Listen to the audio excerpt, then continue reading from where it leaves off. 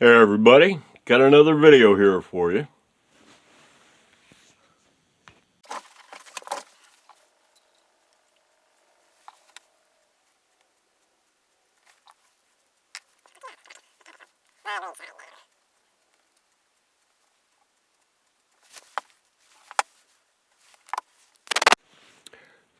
Another dozen shims.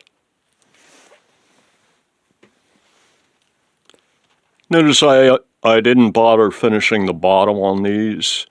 I've been thinking about it, and yeah, it's all fine and good to finish stuff where folks never see and things like that, and attention to detail, and that's all fine and good, and marker quality and all that kind of jazz, right? But in the end, it's not an efficient way to build stuff.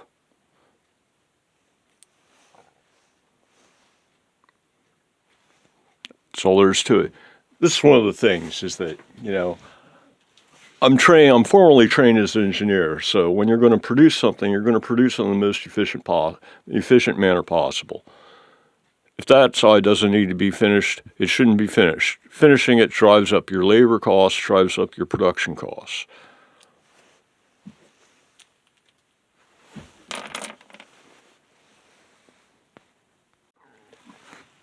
And so you take your part that really only needs to be finished on the sides and not the top or the bottom.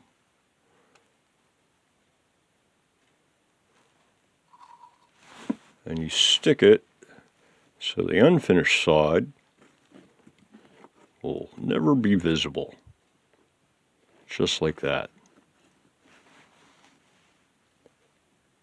And now, if you, short of actually taking a chisel-less thing to pry these two shims apart again, you would never know whether I flipped all these shims over and gave them a second coat of paint on the bottom side or not.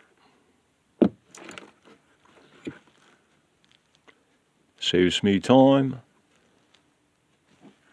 saves spending more paint, which is more money, on the build. And if I were a company building these, I could then pass on those savings to the customer.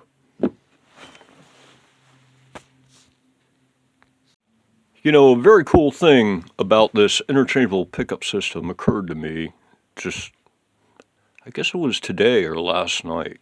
And wait a sec, I got to show you a drawing. Actually, I got a couple cool drawings here for you. This is one that I came up with. The X-15 is the whole, control panel section of the X-15. I mean, as you saw, if you've been watching the video series, none of that was really planned or thought out beforehand. And if I were to do it again, I would probably make a wider body and just cut out an entire section of the body so there's wood here and here, but a big hole here. You put a cover plate with the controls mounted in it, glue it on, then have a back cover for the control cavity that goes on with pick guard screws or something. And it'd probably end up looking something more like that. So there's one sketch for you, and yeah, I might be building something like that. Or I might actually turn the X-15 into that. That might be the next version of the X-15. This is what I wanted to show you. Look at this thing. I think this is the next thing I'm going to build after the twin piezo. And I've been working on this, but it's a big body. As you see it here, to scale, this is almost a 4-foot long guitar. It's as big as a flying V almost. And, but this is just an artist's rendition, so to speak. But it occurred to me that I build this thing and I put the interchangeable pickup system in it. And then I can take any of the pickups from the X-15 and plug them in. But the pickup that I'd probably get specifically for this one, I think I'm going to get a Nazgul finally. I've also been toying with the idea of getting the Nazgul and Sentinel bridge and neck set and doing something in more like an X-13 without an equalizer, or an X-15 without an equalizer, and the interchangeable pickup system, and using those the Seymour Duncan Nazgul bridge and neck set. Perhaps, well, not in this one, I don't think. I think this one I want to keep just a bridge pickup, but yeah, I think this build's coming soon. I'm still trying to figure out just how big I can make it and have it still work with a swing bar. I don't think I'm going to be able to support the classical position with it because of all these spikes. So, sorry. But it's a metal machine anyway, so you'd be holding it this way, not that way, probably. I don't know, you might be able to put your leg there. Wait and see. Okay, glue should be dry enough on this thing now. Take a reading. On this particular set of pickups, I've found that I have to sand to fit. Same way I do when I'm like hard installing a pickup, just permanently in a build. But you do it one time, then you put it on a base plate, and then it's done for all the guitars you plug it into. I think that was what inspired me to think about putting the interchangeable pickup in the bridge unit on that spiky thing. Yeah, we're at 24 point, what is that, 5? Go on, camera, focus. There you go, 5.7. That's still a little high. I want to be at 24. So, time to sand to fit.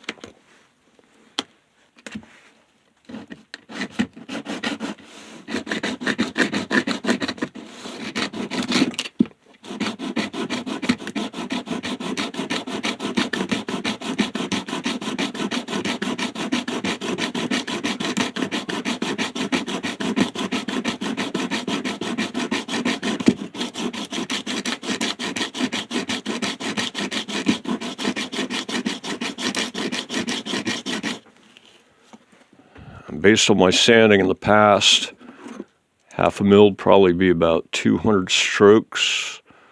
That's 50. And then 24-8. It's going to take a while. This is going to take a while. Yeah, the last one took a while, as I recall.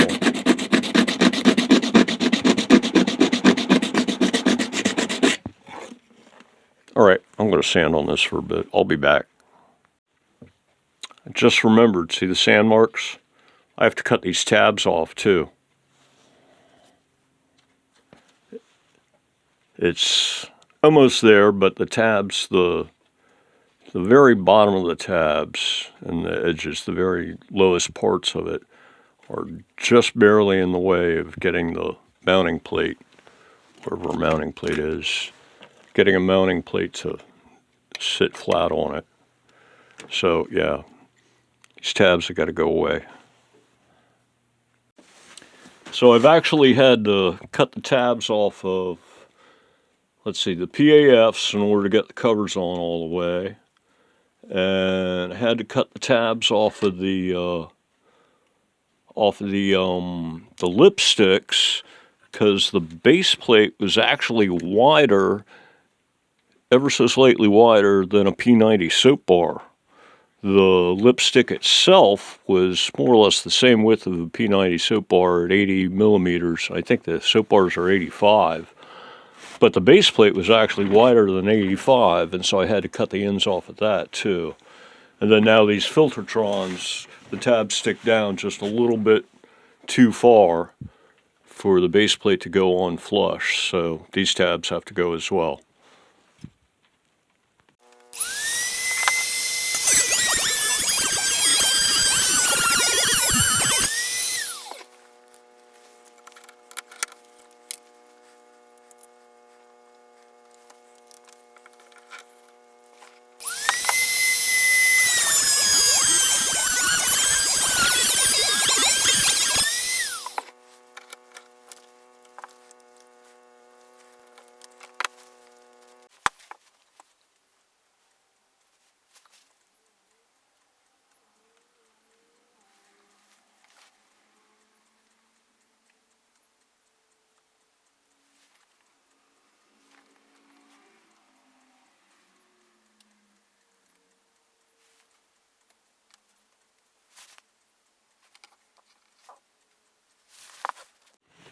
Yeah, see, whether the bottom of the shim inside here is painted or not, it's not relevant.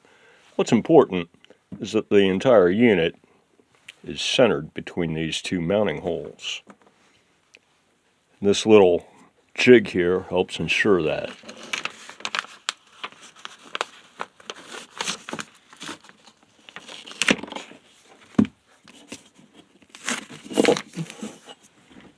This keeps the ruler from moving around, and then you're able to tape down the base plate and center your pickup against the ruler. Now this thing needs labeling.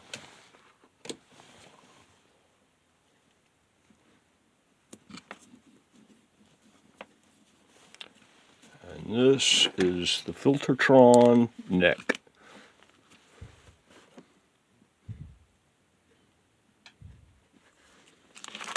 So we mark it with an N and color it done.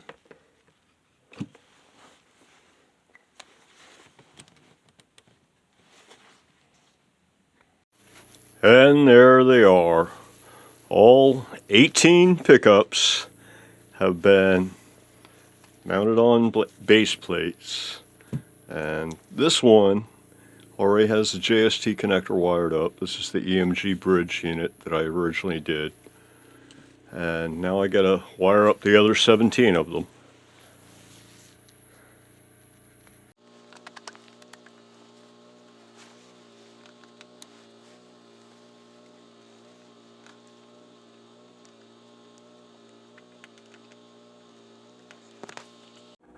Okay, I think that's going to do it for this video. So until the next one, everybody, have a good one.